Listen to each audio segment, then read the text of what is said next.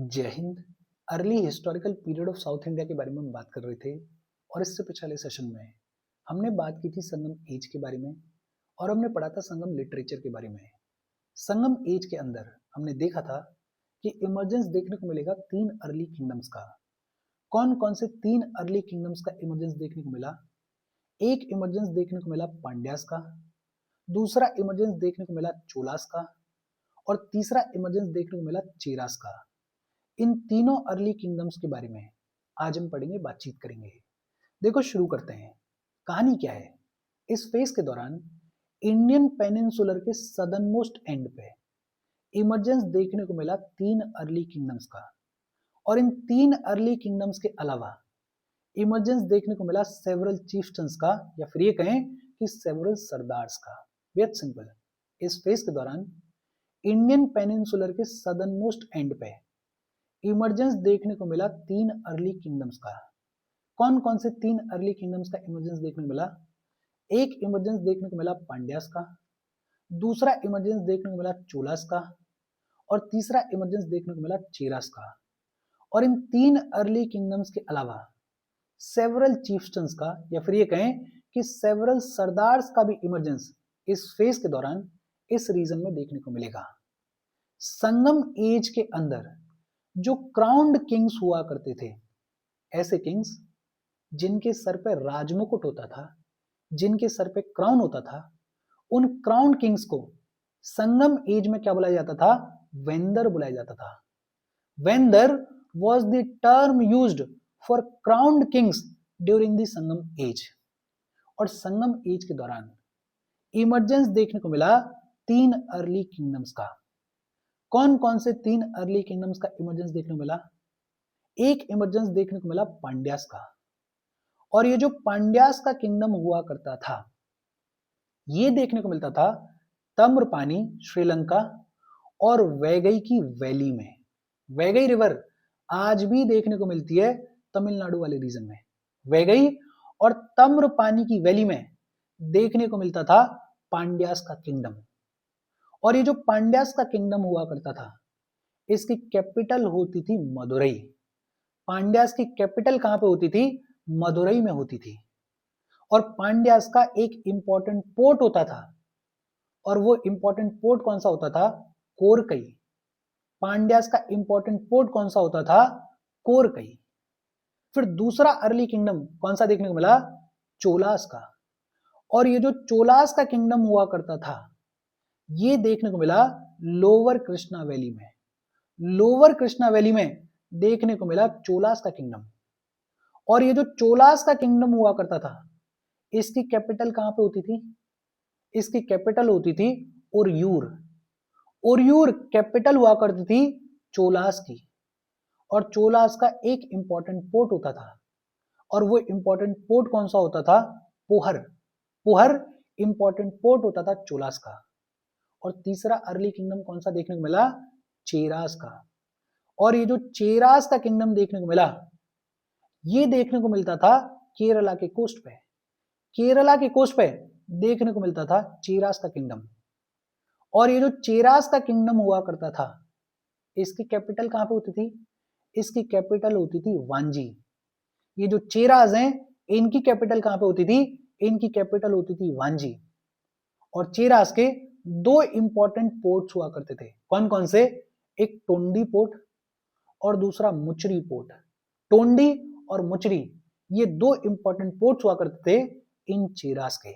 अच्छा, ये जो तीन अर्ली किंगडम्स देखने को मिले, इन तीनों अर्ली किंगडम्स के अपने अपने सिंबल्स हुआ करते थे, या फिर ये कहें कि इन तीनों अर्ली किंगडम्स के जो फ्लैग्स होते थे उन फ्लैग्स पे इनके सिंबल देखने को मिलते थे। ये जो पांड्या किंगडम होता था इनका सिंबल होता था फिश। पांड्यास का सिंबल क्या होता था? फिश। ये जो चोलास हुआ करते थे इनका सिंबल होता था टाइगर। चोलास का सिंबल क्या होता था? टाइगर। और ये जो चेरास हुआ करते थे इनका सिंबल होता था बो एंड एरो। चेरास का सिंबल क्या हुआ करता था? Bow and arrow. बेहद सिंपल और इजी सी बात है। अच्छा, ये जो तीन अर्ली किंगडम्स देखने को मिले इन तीनों अर्ली किंगडम्स के कई सारे सबऑर्डिनेट चीफ्स भी देखने को मिलते थे। और ये जो सबऑर्डिनेट चीफ्स देखने को मिलते थे, इनको क्या बुलाया जाता था? इनको वेलिर बुलाया जाता था। क्या बुलाया जाता था? वेलिर बुलाया जाता था। इन तीनों अर्ली किंगडम्स के कई सारे सबऑर्डिनेट चीफ्स देखने को मिलते थे, और ये जो सबऑर्डिनेट चीफ्स हुआ करते थे, इनको क्या बुलाया जाता था? इनको वेलिर बुलाया जाता था।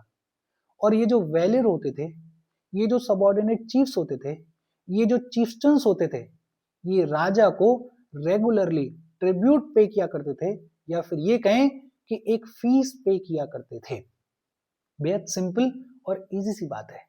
अभी तक हमने क्या देखा कि संगम एज के दौरान जो क्राउन्ड किंग्स होते थे, उनको क्या बुलाया जाता था? उनको वेंदर बुलाया जाता था। 3 अर्ली किंगडम्स देखने को मिले।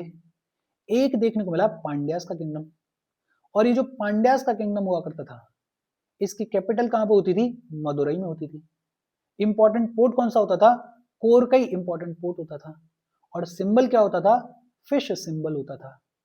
दूसरा देखने को मिला चोलास का किंगडम, और चोलास की कैपिटल कहां पे होती थी? ओरियूर होती थी। इंपॉर्टेंट पोर्ट कौन सा होता था? पुहर इंपॉर्टेंट पोर्ट होता था। और चोलास का सिंबल क्या होता था? टाइगर सिंबल होता था। तीसरा देखने को मिला चेरास का किंगडम, और चेरास की कैपिटल क्या होती थी? वांजी। चेरास के इंपॉर्टेंट पोर्ट कौन से होते थे? एक टोंडी और दूसरा मुचरी। और ये जो चेरास हैं, इनका सिंबल क्या होता था? Bow and arrow. ये जो तीनों अर्ली किंगडम्स हैं, इनके कई सारे सबऑर्डिनेट चीफ्स देखने को मिलते थे। ये जो सबऑर्डिनेट चीफ्स देखने को मिलते थे, इनको क्या बुलाया जाता था? इनको वेलिर बुलाया जाता था। और एक चीज और है, देखो इतना छोटा सा एरिया है, इस छोटे से एरिया में 3 अर्ली किंगडम्स भी देखने को मिल रहे हैं, और इन 3 अर्ली किंगडम्स के अलावा बहुत सारे चिफ्टन्स भी देखने को मिल रहे हैं। तो आप समझ सकते हो कि इन सब के बीच में इंटरनल कॉन्फ्लिक्ट देखने को मिलेगा या नहीं मिलेगा। बट ऑब्वियस सी बात है, इंटरनल कॉन्फ्लिक्ट जो है वो आम तौर पर देखने को मिलेगा और हाई लेवल पे देखने को मिलेगा।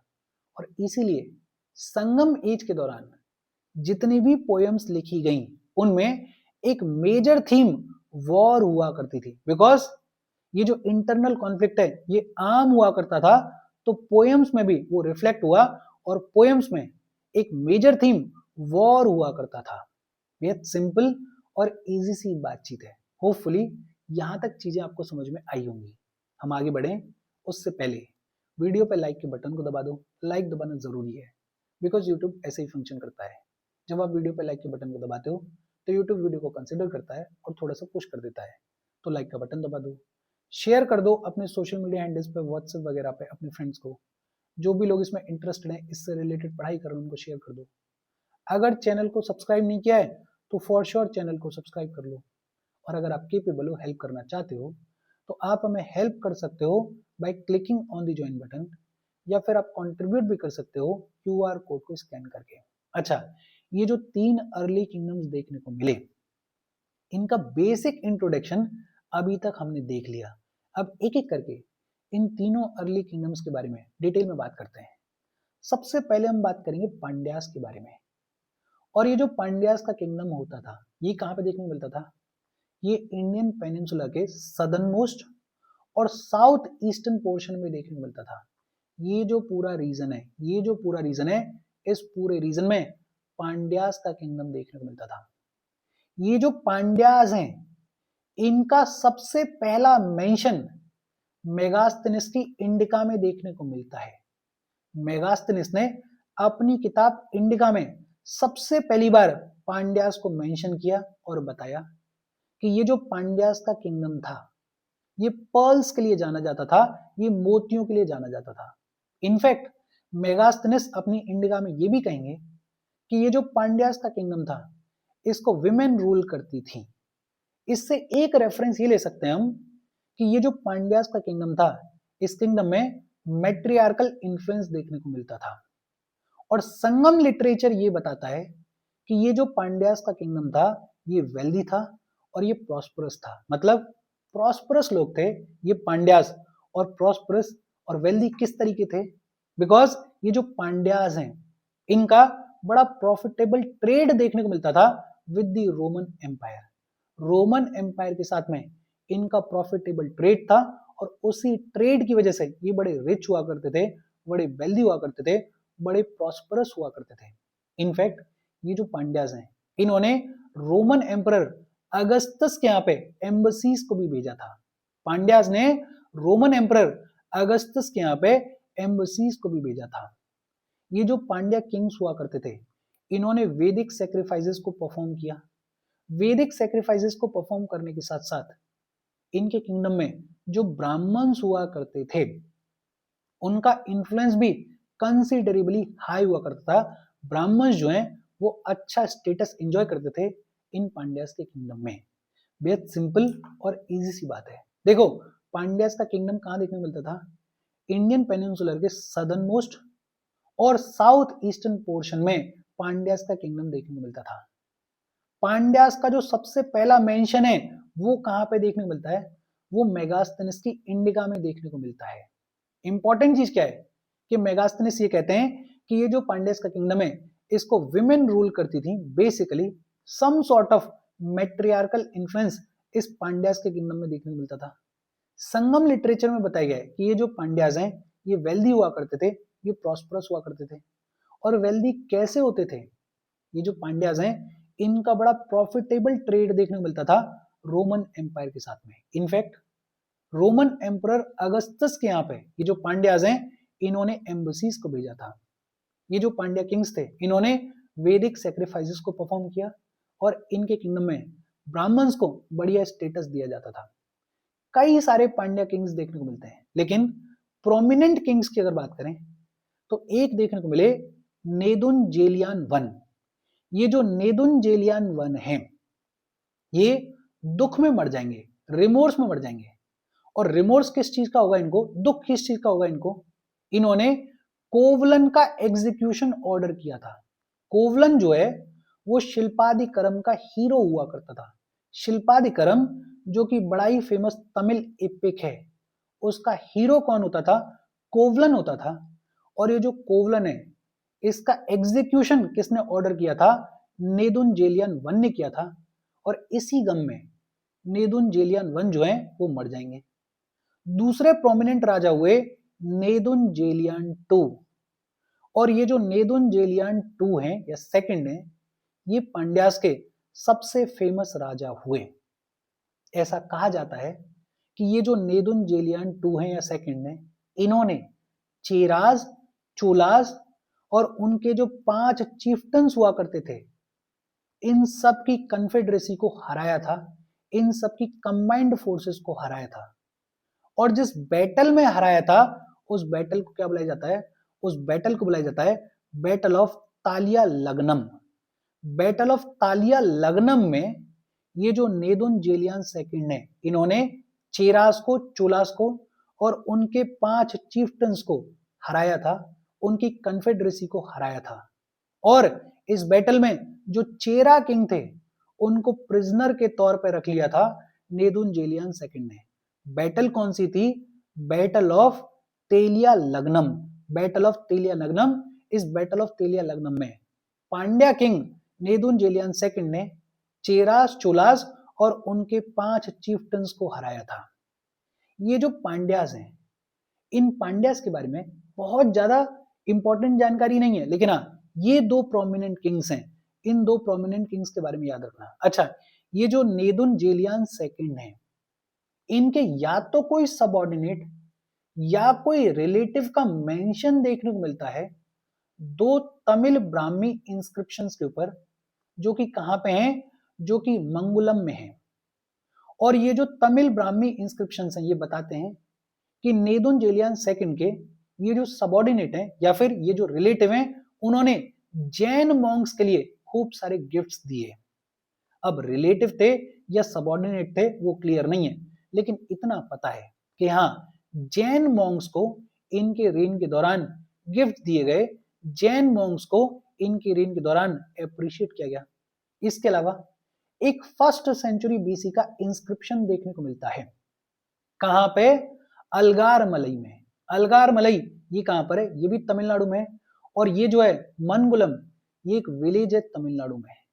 ये जो 1st सेंचुरी बीसी का इंस्क्रिप्शन है, इसमें बात की गई है कटुमरा नतन के बारे में। ये जो कटुमरा नतन है, ये या तो पांड्यन प्रिंस हुआ करते थे या फिर ये पांड्यास के कोई सबऑर्डिनेट हुआ करते थे, प्रिंस होते थे या सबऑर्डिनेट होते थे ये नहीं पता, लेकिन हाँ एक कटुमरा नतन का मेंशन देखने को मिलता है इस अलगर मलाई वाले इंस्क्रिप्शन के ऊपर। बेहद सिंपल और इजी सी बात है। देखो इस सबको रटने की जरूरत नहीं है, मोटा मोटा याद रखो कि एक नेदुन जेलियान सेकंड है जो कि सबसे फेमस राजा हुए इन पांड्यास के, और इनके कॉन्टेक्स्ट में ये जो बैटल है तेलिया लग्नम, ये बैटल अपने आप में इंपॉर्टेंट है बिकॉज इस बैटल में नेदुन जेलियान सेकंड ने चेरास, चोलास और इनके 5 चीफ्टन्स को हराया था। इजी और सिंपल सी बातचीत है, बाकी इसमें कुछ भी ऐसा नहीं है जो कि रटा जाए। फिर इसके बाद बात आती है चोलास के बारे में, और ये जो चोलास हैं ये पांड्यास के नॉर्थ ईस्ट में लोकेटेड हुआ करते थे। ये जो चोलास हैं ये पांड्यास के नॉर्थ ईस्ट में लोकेटेड हुआ करते थे, या फिर ये कहें कि ये जो चोलास हैं ये पेन्ना रिवर और वेलर रिवर के बीच में लोकेटेड हुआ करते थे। चोलास की कैपिटल कहां पे होती थी अभी हमने पढ़ा है, ओरियूर जो है वो कैपिटल हुआ करती थी चोलास की। और ये जो ओरियूर है it was famous for cotton trade, cotton trade के लिए जाने जाते थे ये चोलास, कॉटन ट्रेड के लिए जानी जाती थी। इनकी कैपिटल ओरियूर। ये जो चोलास हैं इनके पास में बड़ी ही एफिशिएंट नेवी भी देखने को मिलती थी, बड़ी ही एफिशिएंट नेवी चोलास के पास में देखने को मिलती थी। इनफैक्ट 2nd सेंचुरी बीसी में एक चोला किंग हुए जिनका नाम था इलारा। ये जो इलारा नाम के चोला किंग हुए, ऐसा लगता है कि इन्होंने श्रीलंका को कॉन्कर किया था और फिर लगभग 50 साल तक ये जो श्रीलंका वाला रीजन है, इस श्रीलंका वाले रीजन को इन चोलास ने रूल किया। ये जो चोलास हैं ये भी बड़े रिच हुआ करते थे, ये भी बड़े प्रॉस्परस हुआ करते थे, और प्रॉस्परस होते थे बिकॉज ऑफ द ट्रेड। और ट्रेड किस में होती थी? ट्रेड होती थी कॉटन में। कॉटन का जो क्लोथ है उसको लार्ज स्केल पे ट्रेड किया करते थे ये चोलास। बेहद सिंपल। चोलास जो हैं उनकी कैपिटल ओरियूर हुआ करती थी and Uraiyur was famous for cotton trade. Cholas के पास में अपनी एफिशिएंट नेवी भी हुआ करती थी। ऐसा लगता है कि लगभग middle of 2nd century BC में चोला किंग इलारा ने श्रीलंका को कॉन्कर किया, और फिर इसके बाद ये जो चोलास हैं ये श्रीलंका को लगभग 50 साल तक रूल करेंगे। ये जो चोलास हैं इनके प्रोमिनेंट किंग्स की अगर बात करें तो एक हुए करिकल। ये जो करिकल हैं he was the greatest of all the Chola kings. Karikal सबसे बड़े राजा हुए इन चोलास में।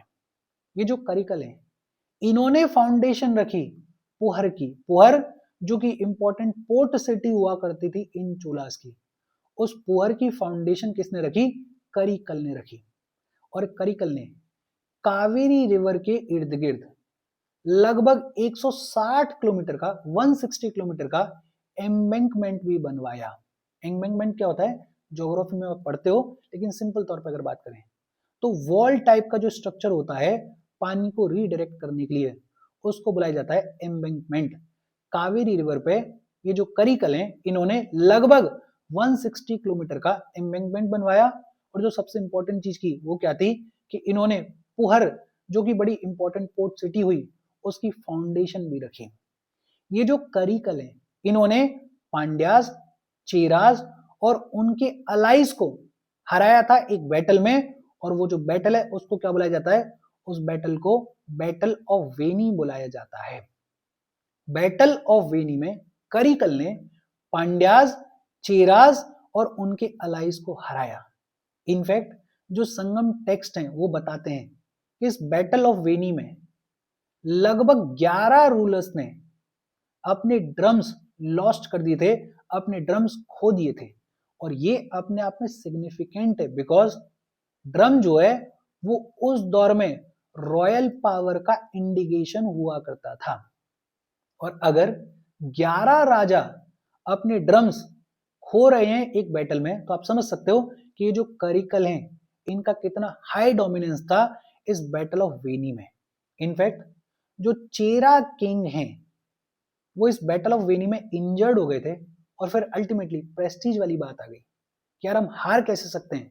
तो चेरा किंग ने वथा किरुथल को परफॉर्म किया था। वथा किरुथल क्या होता है? Vadakkiruthal is basically ritualistic practice of starvation, कि आप स्टार्व करते करते मर जाओ, वो जो रिचुअलिस्टिक प्रैक्टिस होती है उसको क्या बुलाया जाता था? उसको वथा किरुथल बुलाया जाता था। और ये जो वथा किरुथल है ये परफॉर्म किया था चेरा किंग ने इस बैटल ऑफ वेनी में हारने के बाद। दो बैटल्स के बारे में अभी तक हमने बात की है। एक पांड्यास के दौर में लड़ी गई, किसने लड़ी? नेदुनजेलियन सेकंड ने, और ये थी बैटल ऑफ तेलिया लग्नम।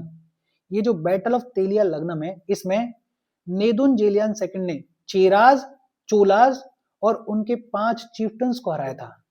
और दूसरा हमने बात की बैटल ऑफ वेनी के बारे में, और ये जो बैटल ऑफ वेनी है इसमें करिकल जो कि चोला किंग है, करिकल ने पांड्याज, चेराज और उनके अलाइज को हराया था। ये जो बैटल है इस बैटल ऑफ वेनी में हारने के बाद चेरा किंग ने वथा किरुथल को परफॉर्म किया था, जो कि रिचुअलिस्टिक प्रैक्टिस होती है ऑफ डाइंग बाय स्टारवेशन। अच्छा, करिकल के बाद देखने को मिलते हैं टोंडाईमन इलंदिरायन। टोंडाईमन इलंदिरायन जो है ये भी बड़े इंपॉर्टेंट चोला रूलर हुए, और ये रूल करते थे कांची से, कांची वाले रीजन से रूल किया करते थे। अच्छा, ये क्लियर नहीं है कि ये जो टोंडाईमन है ये इंडिपेंडेंट रूलर हुआ करते थे या करिकल के ही सबऑर्डिनेट हुआ करते थे, लेकिन इतना जरूर है कि ये जो टोंडाईमन है ये भी बड़े इंपॉर्टेंट चोला रूलर हुए। और ये जो टोंडाईमन है ये गिफ्टेड पोएट हुआ करते थे, और इनकी पोएट्री में ये प्रेज किया करते थे राजा को, ये प्रेज किया करते थे उस दौर के किंग्स को। अच्छा, जब कराइकल खत्म हो जाएंगे तो कराइकल के जो भी सक्सेसर्स आए, या ये कहें कि करिकल के जो भी सक्सेसर्स आए, उनके अंडर ये जो चोला पावर है ये डिक्लाइन हो जाएगी। और चोलास जो हैं वो लगभग 4th सेंचुरी से लेके 9th सेंचुरी के बीच में साउथ इंडिया की हिस्ट्री में बहुत ही मार्जिनल रोल प्ले करेंगे, बहुत ज्यादा कोई इंपॉर्टेंट रोल प्ले नहीं करेंगे पूरी बातचीत में। एक तो करिकल, इनका नाम इंपॉर्टेंट है, और करिकल ने फाउंडेशन रखी थी पोहर की, जो कि बड़ी इंपॉर्टेंट पोर्ट सिटी बनी। दूसरा, करिकल ने एक बैटल लड़ी, बैटल ऑफ वेनी, और ये जो बैटल ऑफ वेनी है इसमें करिकल ने पांड्यास को, चेरास को और उनके अलाइज को हराया। इनफैक्ट जो चेरा किंग है वो हारने के बाद वाथा किरुथल को परफॉर्म करेंगे। इनफैक्ट ये जो वाथा किरुथल है इसको 2023 के प्रीलिम्स में पूछा गया है, अगर मैं ठीक से याद कर पा रहा हूं तो ऐसे टर्म्स पूछ लिए जाते हैं, तो ये जो टर्म्स हैं इन टर्म्स पे ध्यान देना। फिर इसके बाद बात आती है चेरास के बारे में, और चेरास जो है वो पांड्यास के वेस्ट में और नॉर्थ में लोकेटेड हुआ करते थे। पांड्यास के इस साइड में लोकेटेड हुआ करते थे चेरास। और ये जो चेरास हैं इनका भी बड़ा प्रॉस्परस किंगडम हुआ करता था। प्रॉस्परस होता था because of the trade with Romans, इनका रोमन्स के साथ में ट्रेड बड़ा प्रॉस्परस हुआ करता था। इनफैक्ट चेरास के रूल के दौरान ये जो रोमन्स हैं वो 2 रेजिमेंट सेटअप करेंगे मुजरिस में। मुजरिस जो कि उस दौर का बड़ा इंपॉर्टेंट पोर्ट हुआ करता था इन चेरास का। इस मुजरिस में 2 रेजिमेंट्स जो हैं वो रोमन सेटअप करेंगे अपने इंटरेस्ट को प्रोटेक्ट करने के लिए। तो आप सोच सकते हो कि चेरास और रोमन्स के बीच में कितना क्लोज रिलेशनशिप था।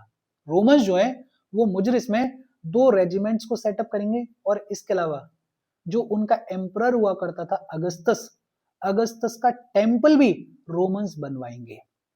और ये जो चेरास हैं ये कॉन्स्टेंटली कॉन्फ्लिक्ट में रहेंगे with the Pandyas and with the Cholas. जो अभी तक एक इंपॉर्टेंट चीज है कि ये जो चेरास हैं इनका बड़ा ही क्लोज रिलेशनशिप देखने को मिलता है रोमन्स के साथ में। रोमन्स मुजरिस पे 2 रेजिमेंट्स को सेटअप करेंगे अपने इंटरेस्ट को प्रोटेक्ट करने के लिए, और अगस्तस का टेम्पल भी बनवाएंगे।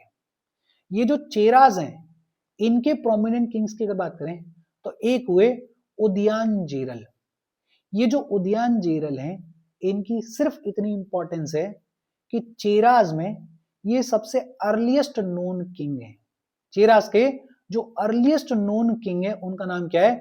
उनका नाम है उदयानजेरल। फिर इसके बाद एक देखने को मिलते हैं नेदुनजेरल अदन। ये जो नेदुनजेरल अदल हैं ये बड़े प्रोमिनेंट किंग हुए चेरास के। ऐसा कहा जाता है कि नेदुनजेरल ने 7 क्राउन किंग्स को हराया था।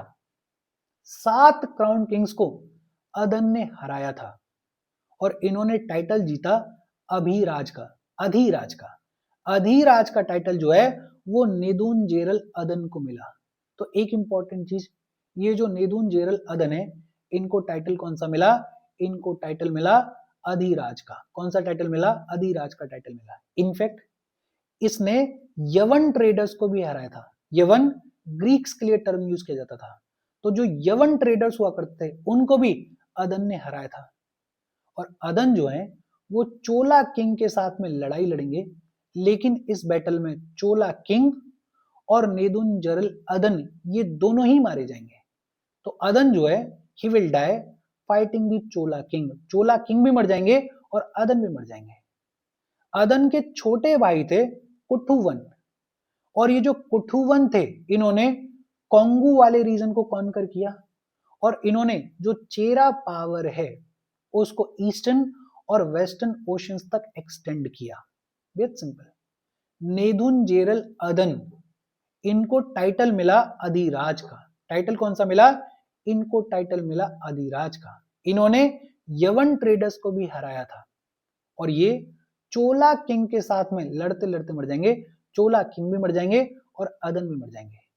इनके छोटे भाई हुआ करते थे कुथुवन, और कुथुवन ने ये जो चेरा पावर है इसको खूब लंबे चौड़े रीजन तक एक्सटेंड किया। इसके बाद पावर में आए सेंगथुवन। ये जो सेंगथुवन है ये अदन के बेटे हुआ करते थे। And Senguttuvan is the greatest Chera king. Cheras में सबसे बड़े राजा हुए सेंगथुवन। ये जो सेंगथुवन है इनको रेड चेरा या फिर गुड चेरा भी बुलाया जाता है। सेंगथुवन को रेड चेरा या फिर गुड चेरा भी बुलाया जाता है। ये जो सेंगथुवन है इनका मेंशन शिल्पादिकर्म में भी देखने को मिलता है। सेंगथुवन का मेंशन शिल्पादिकर्म में भी देखने को मिलता है। इन्होंने जो मोकुर चिफ्टन हुआ करते थे, जो मोकुर के सरदार हुआ करते थे, उनको भी हराया था। और ऐसा कहा जाता है कि ये जो सेंगथुवन है ये नॉर्थ को इन्वेड करेंगे और नॉर्थ में एक आर्यन चीफ्टन के अगेंस्ट में, एक आर्यन सरदार के अगेंस्ट में लड़ाई लड़ेंगे और वहां से एक स्टोन लेके आएंगे। और ये जो स्टोन है इससे कनगी की इमेज बनवाई जाएगी। और कनगी कौन थी? कनगी शिल्पादिकर्म की हीरोइन थी। शिल्पादिकर्म जो कि सबसे फेमस तमिल एपिक है उसकी हीरोइन थी कनगी। कनगी की इमेज बनवाई जाएगी इस स्टोन से। ऐसा भी कहा जाता है कि ये जो सेंगुथन है ये नॉर्थ से लौटने से पहले गंगा में बाथ लेंगे, गंगा में नहाएंगे। और सेंगुथन के बाद देखने को मिले कुडको इलंजेरल। ये जो कुडको इलंजेरल हैं he is one of the last Chera Kings जिनका मेंशन संगम टेक्स्ट में देखने को मिलता है। सेकेंड सेंचुरी सी आते आते ये जो चेरा पावर है ये डिक्लाइन हो जाएगी और फिर इसके बाद ये जो चेराज हैं इनका बहुत ज्यादा मेंशन हिस्ट्री में देखने को नहीं मिलता है।